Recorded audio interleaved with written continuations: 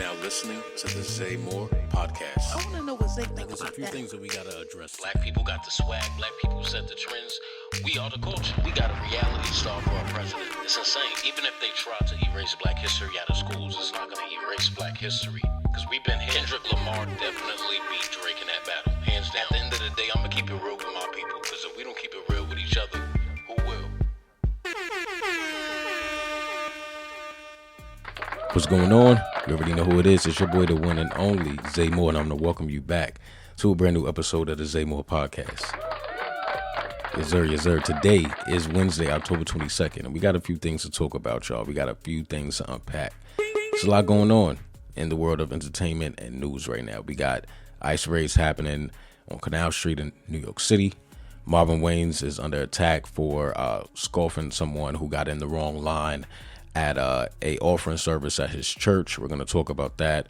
We're also going to talk about Kevin McCall and his revealing interview where, he cried about being on EBT despite, being a writer on some of Chris Brown's biggest hits.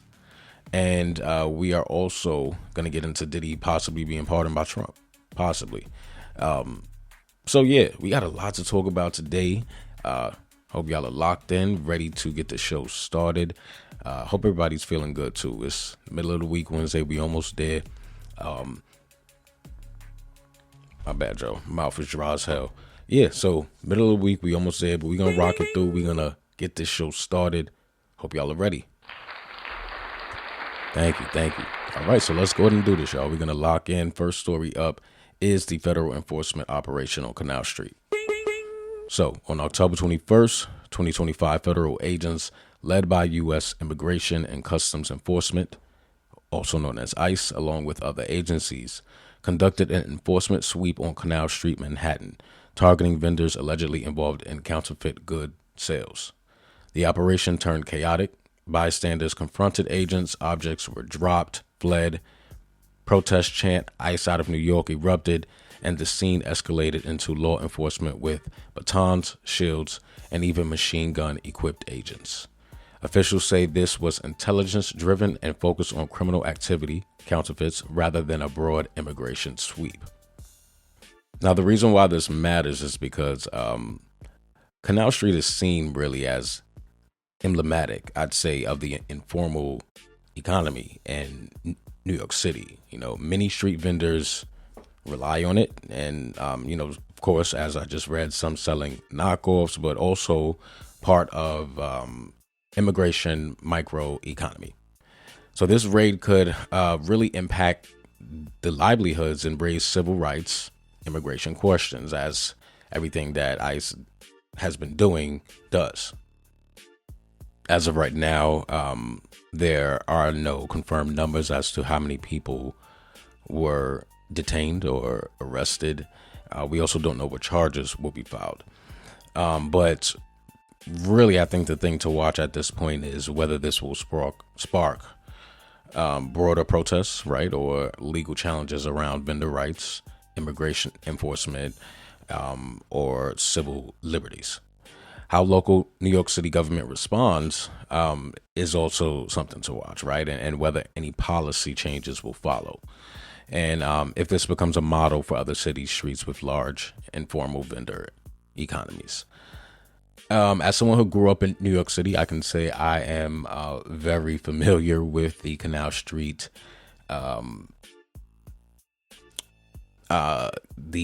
setup.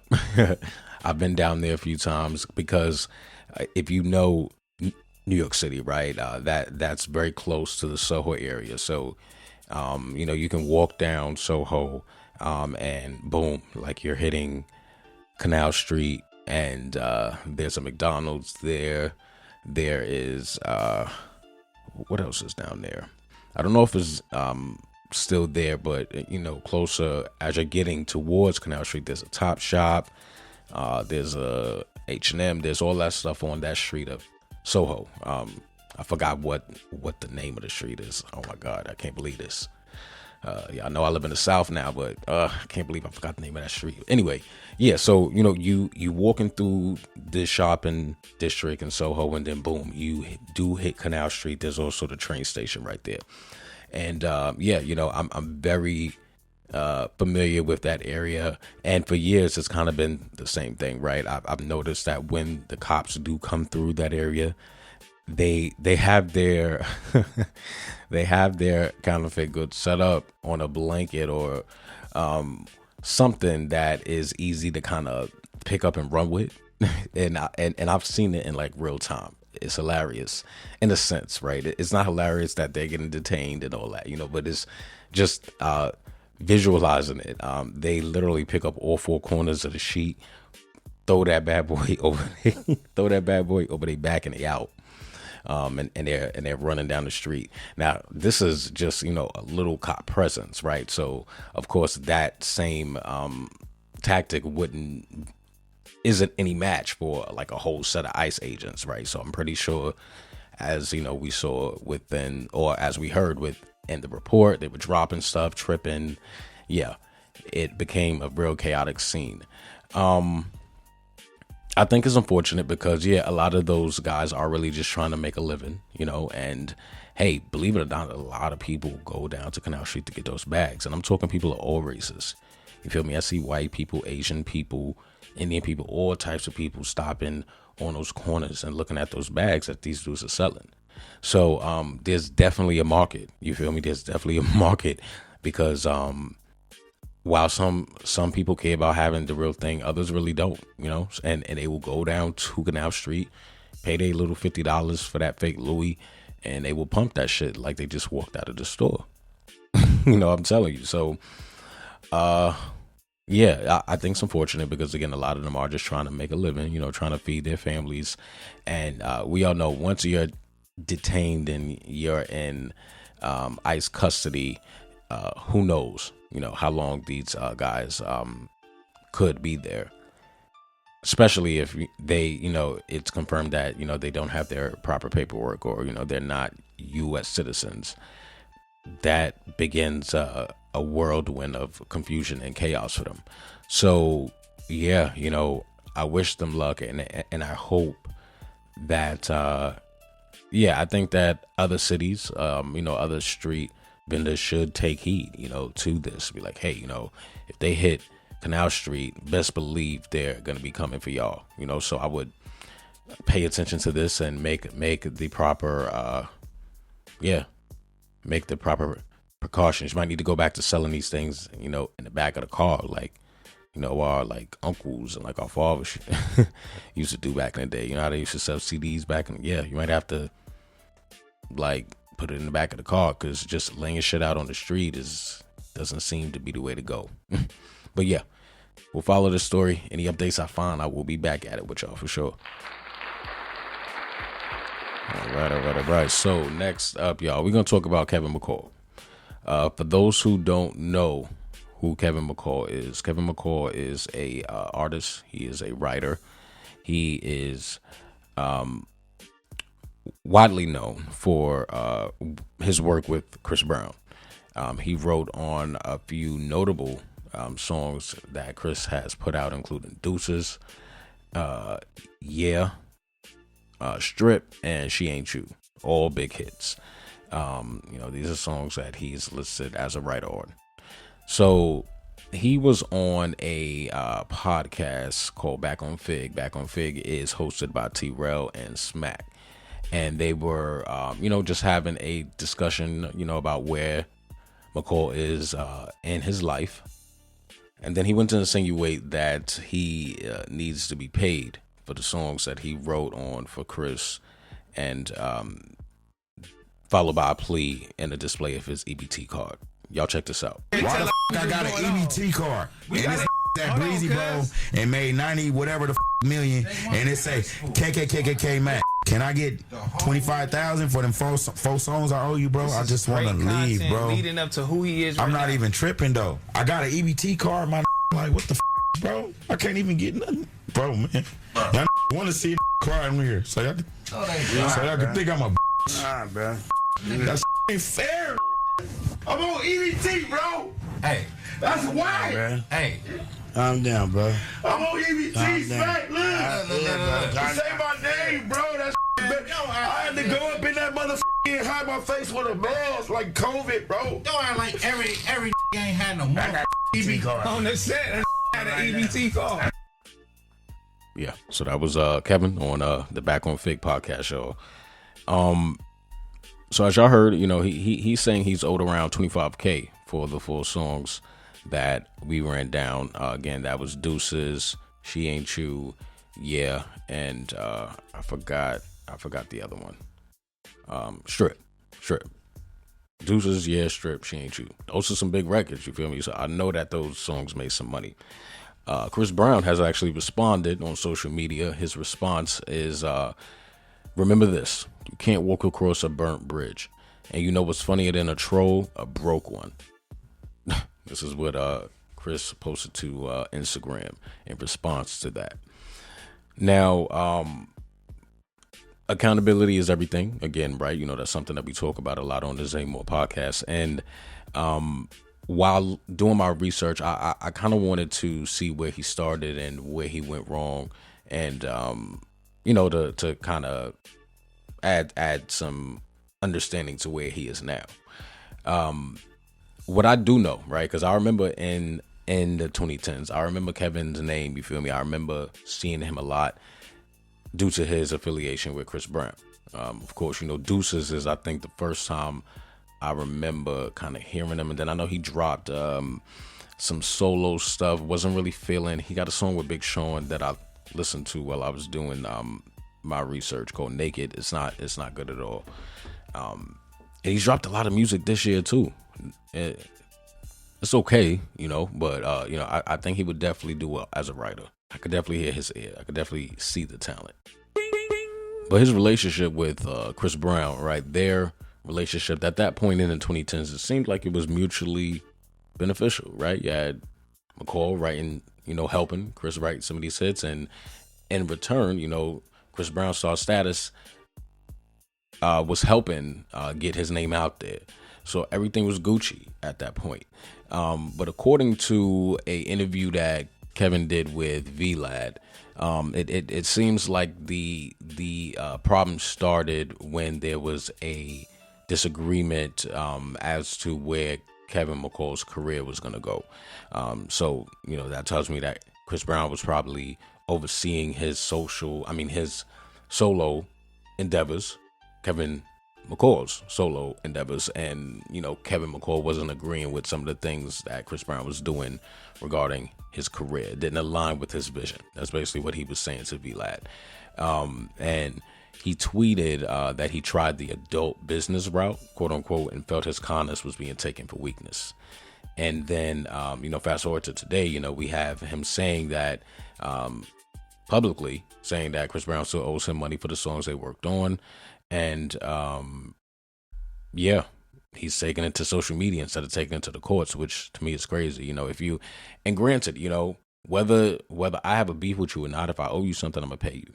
So, Chris is saying he was properly paid, or sources are saying that he was properly paid, rather, because I did hear that from a few people, but McCall is saying otherwise. Also, his private life kind of overshadowed a lot of the talent or the ammunition that he was, building up. I know that there was some domestic violence claims from Eva. Of course, Eva from All the Queen's Men, more widely known for being the winner on America's Next Top Model. They do have a child together, and she had made some allegations that he abused her while she was pregnant with their daughter. And then, there's other, displays of erratic behavior. I believe he broke a plaque that he was sent for one of the songs he did with Chris. He was arrested a few times. So yeah, there was a lot going on. His professional and his personal life, I think, clashed. But so far as the business, right, because that's really where I want to stay. I imagine that when you are friends with somebody, and I've also been a victim of this, right? Like when I was younger and didn't know any better, and just excited, you feel me, to be in the studio, excited to be around people.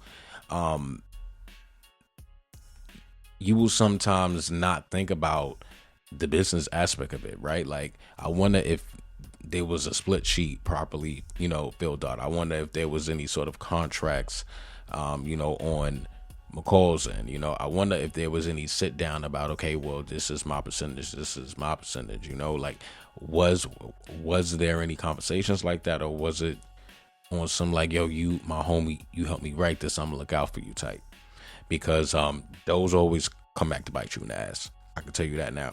I had to file a copyright claim against someone for basically distributing a song that I wrote on, I recorded vocals on, that has to this day over 401,000 views on YouTube, and I didn't get a dime from any of that. I did now, right? Because I filed that copyright claim and I did what I had to do. So, I got paid. But yeah, that came from a session where somebody liked my voice. They asked me to, like, yo, Zay, you want to, come to the studio session and like write a hook. I wrote the hook. They asked me to record the hook. I recorded the hook. I'm mad young, you feel me? I'm not thinking about a split sheet. I'm not thinking about the business aspect of it. And sure enough, that song was distributed. You feel me? It was on a mixtape that had production from J. Cole. Like, again, it was on YouTube, 401,000 views. What?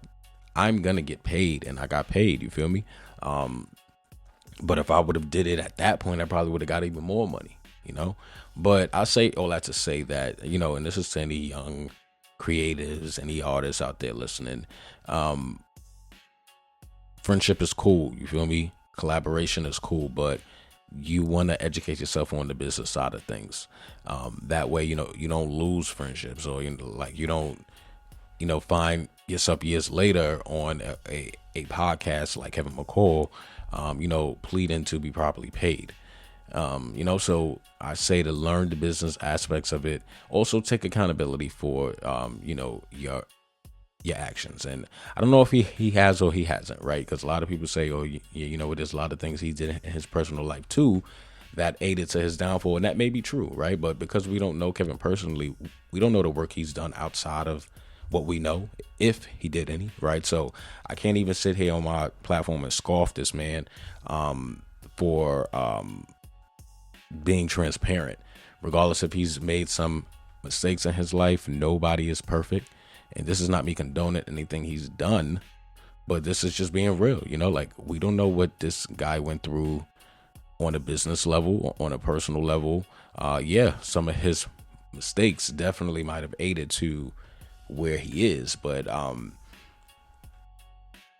we don't help anyone by just like criticizing, So I try to I try to approach things with care when I talk about it, unless I'm talking about Trump. But I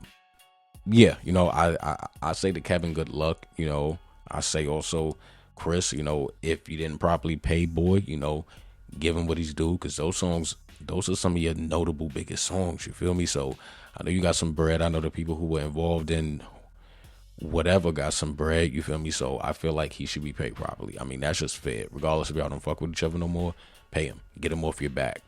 And I think that's that. I think that's that. Good luck to Kevin. Because you want EBT, it's not the end of the world. You know what? Dang, I didn't even remember the government shutdown, so I don't know if it's hit his state yet, but I'm hearing that that's also affecting things like SNAP, EBT. So damn, he ain't even about to have that. Man. Yo, good luck to Kevin McCall, bro. Good luck, because I know he's struggling right now, for real.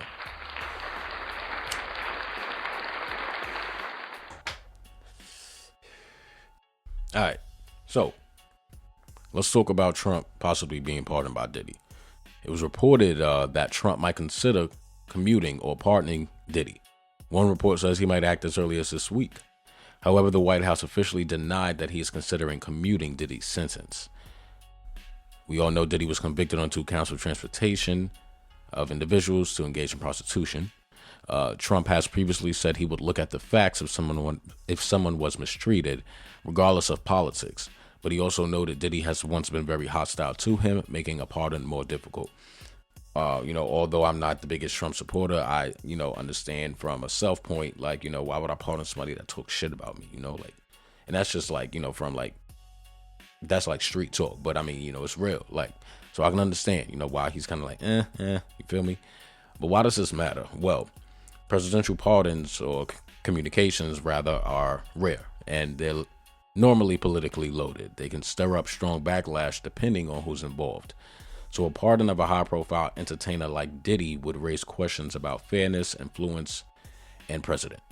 For Trump, it could either show up support in certain demographics, and that's entertainment, black urban communities, or open him to criticism, including elite favoritism and accountability. I think if this does happen, if Trump does decide to pardon Diddy, the only reason he's going to do it is for some sort of self-gain. That's really, knowing the type of person Trump is, that's the only reason I could see him doing something like this. So, yeah, if he was to pardon Diddy, I do see it being for some sort of, black urban, he like wants to appeal to the community. Like, look, like I got like one of your greats out of the jail, like stay on my side, vote for me type shit, that's what I'm getting. And it's like, how low do you think of black people to think that pardoning Diddy would, win you more black votes? Like to me, that's a little, I'm definitely side-eyeing you for that.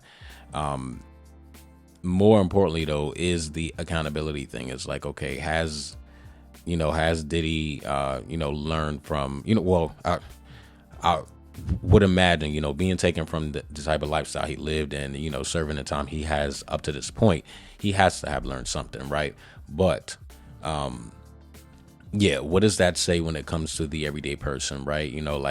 I could see the whole fairness thing coming up, the elite favoritism, the accountability, stuff like that. So I don't know, I don't know. But what I do know is that if Trump does decide to do it, it'll be for something in return. He's expecting more black people to like him, or he's going to want some sort of he's going to want some sort of loyalty, I'd say, from Diddy if he decides to do this. And then it's like, well, then we looking at Diddy sideways, because, well, are you not standing on 10 on everything you felt about him before? Like, is it changing now because he pardoned you? So there's a lot of layers to this, you feel me? But we'll watch it, we'll see. Again, they said he could, do it as early as this week. So I will be listening for the announcement if it does happen, and we'll come back and talk about it. All right, y'all. So this story, I'm so glad that I saved this for last, because this is ridiculous. We definitely about to get on the church. We getting in the church's ass with some facts and stats today. So Marvin Winans, there is a clip that went viral. Everybody's talking about at the Perfectioning Church in Detroit, led by Marvin Winans. A live streamed moment caught Winans interrupting a congregant who was attempting to make a donation of $1,200 or around that figure during a day of giving event. He pointed out she had not followed his instructions of giving 1,000 plus 1,000, so that's 2,000, and told her that ain't what I asked you to do. That's what he said in the clip. I'm going to play the clip to give some more context, and then we're going to talk a little bit about why putting a price on somebody's faith is ridiculous and where a lot of that money really goes to. I want to give y'all some info on that. So listen to this clip real quick and we'll be right back. Hi, Roberta McCoy, giving faith and stand in unity with the vision of Perfecting Church of sowing this seed of $1,000 plus $235 and receiving the blessings to come to all that participated. Now that's only $1,200. Yes. Y'all not listening to what I'm saying. If you have 1,000 plus 1,000. Well, I'm gonna work on the other 800. Well, that ain't what I asked you to do. That's crazy. That is crazy. You would think we was listening to somebody at an auction. You feel me? Nah, that's church. That's church, y'all. But the congregant involved, Roberta McCoy, later clarified she did not feel rebuked. And said Juanes later apologized and remained supportive of the church.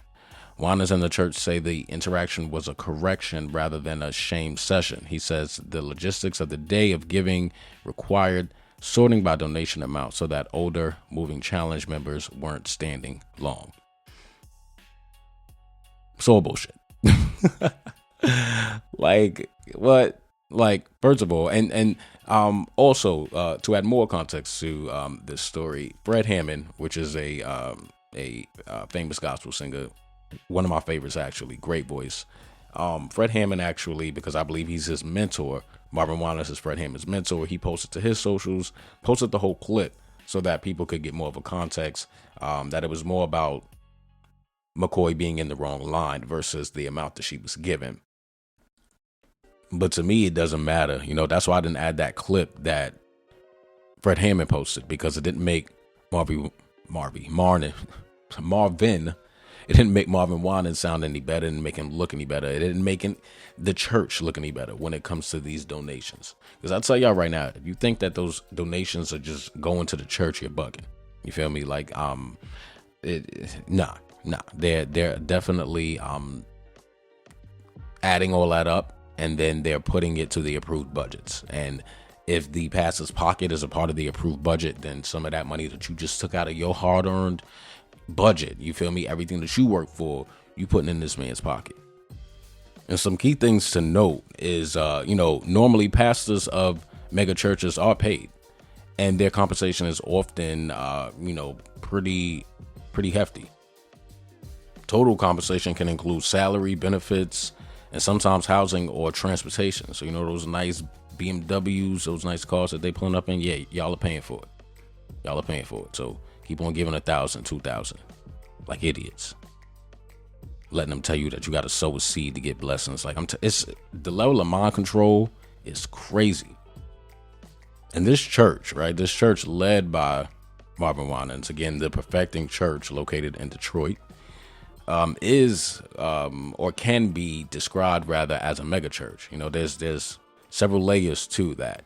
The church is listed on at least, I believe, one directory as a mega church, according to usachurches.org. It has multiple weekly worship services. It has a large-scale building and ambitious construction plans. The church has been working over many years on a major cathedral project with seating capacity in the thousands. The more people you can get in, the more money you get, right? Business.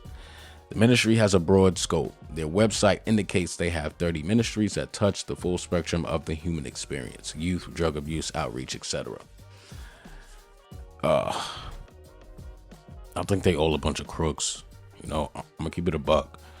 There's another major pastor. He's a white guy, Joel Osteen.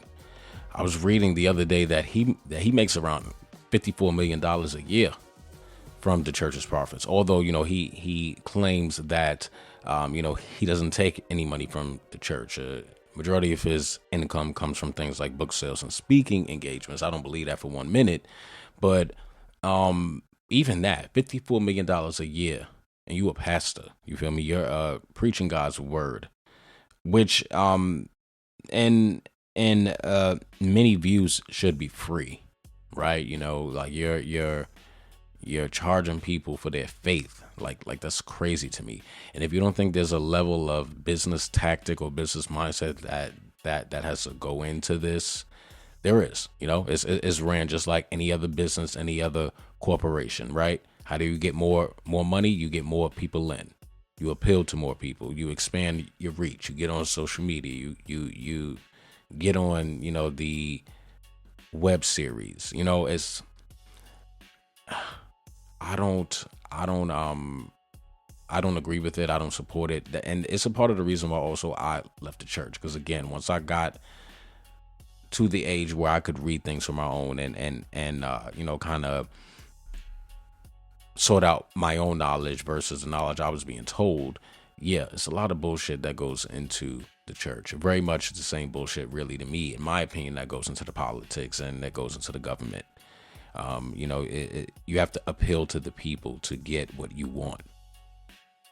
You want people to vote for you. You want to win. You got to appeal to people's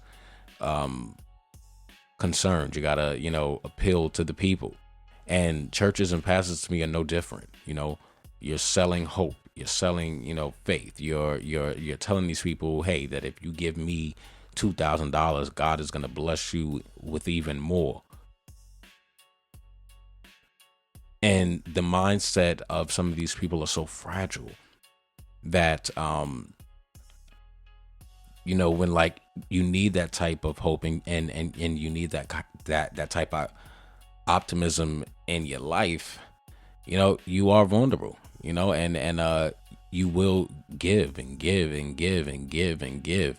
And that is definitely a play. It's a chess move. Oh, you weak-minded? I bet. Let me come up with some sort of, sweet nothings that I could sell you so I can get some money out of you. Like you're basically playing on people's mindsets, their weakness. For real. But I think all of it is wrong. I think that having people lining up according to what they given is wrong. I think asking people to give that amount of money in this type of economy is crazy. You feel me? We got eggs going up to $7, $8, and you asking people to give $2,000, $3,000, $4,000 to a church where I'm supposed to be coming to hear the word of God, where I'm supposed to be coming to feel inspired at home. Now I'm coming feeling pressured if I don't give the right amount or because I stepped in the wrong line. Like, suck my dick with all that, respectfully. You feel me? That's why I always say to people, if a relationship with God is what you seek, do it outside of the church. You feel me? You can be one with God. You can have a relationship with God outside of the church. I promise you. Going to church every week, dedicating your life, you feel me, to a building, I don't think it's necessary. Because while these people will tell you to give up all you got and that, to just wait on your blessing, they're getting theirs, you feel me, from you and getting even more. You feel me? Like, think about all the media, the music and publishing. TD Jakes Ministries and Joel Osteen, they make millions annually from things like media rights, books, licensing. So the church, the faith, your faith has been literally turned into like a money-making business. You feel me? So you really want to think about that. And you also want to think about the people you're following and their true intentions. Because I promise you, if it was really about spreading the word to y'all, they would do it for free. They would do it in ways where they wouldn't have to ask the congregation for $4,000. You feel me? Partner with, there's a bunch of ways, by the way, that, you can get money outside of taking it from your congregation. You can lease space to schools, to nonprofits. You can host weddings, conferences, concerts, develop real estate. You feel me? There's so many other things that you can do besides ripping off your congregation by selling them dreams. You feel me? You're going home to just an amazing big house. So you feel me? You got all these cars and jewelry and all of this and all that. And a lot of these people are driving their 2009s home to their 2-3 bedroom home or their apartment. You feel me? Because not everybody that's in these mega churches are millionaires. Some of these people are everyday people. So yeah, I think it's all fugazi. I think it's all bullshit. I think nobody's faith should be taxed, priced, shouldn't be charged for wanting to be saved. None of that. And I think there is a level of buffoonery that you do have to hold up if you go into things like becoming a pastor and becoming a politician. And that's just what it is. You feel me? That's just what it is. Because you gotta sell to the people. You gotta get what you gotta tell them what they want to hear to get what you want in those types of roles. So yeah, I think it's all a bunch of bullshit. I don't think that what Fred Hammond put out made Marvin Winans or the church look any better, or the whole operation, the way that the church does things. I don't think any of it is good, and I'm gonna stand on it. But y'all know what that sound means. That means we've made it to the end of the episode, and I want to thank you so much for joining me for a new episode of the Zaymore Podcast. Yes, as always, I got to remind y'all to follow me at the ZayFiles_ on Instagram, the Zaymore Podcast on Instagram, so you can stay up to date on all the latest. Of course, we'll be back tomorrow, have some new trending topics to discuss, a few things to unpack and unfold.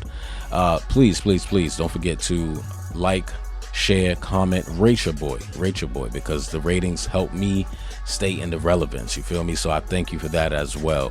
And tell a friend, tell a family member about your boy Zaymore, because it's all love over here, all right? But as again, thank you so much for joining me on today's show, and it's always one thing and one thing only over here. Peace.